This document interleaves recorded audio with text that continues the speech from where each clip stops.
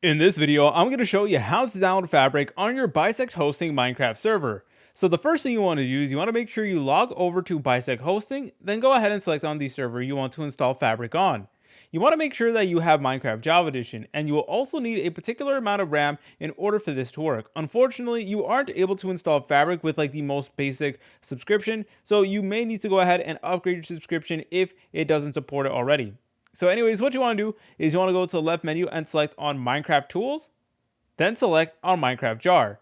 Afterwards, it is going to give you a list that looks like this. And now all you want to do is you want to go to this left menu over here, scroll down, and then you should be able to go ahead and find Fabric, which is right over here. So go ahead and select on it. And then from here, you're able to go ahead and select all these different versions of Fabric.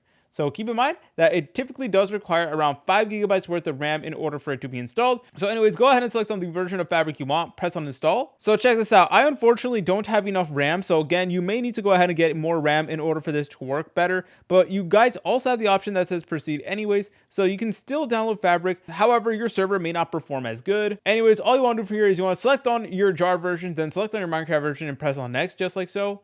Then you guys could select on what you want to do with your existing files. So you can delete them. You can store existing files in an empty instance if you want, or you guys can install a new jar on top of existing files. So I'm just going to go ahead and delete my files over here.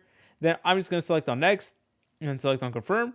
And now it is going to begin installing Fabric on our server. So if we go ahead and press on home just like so, you'll now notice that it will say Fabric right here. And then afterwards, you can start your server and you should be good to go. If you guys found this video helpful, make sure to leave a like and subscribe. I'll see you in the next tutorial.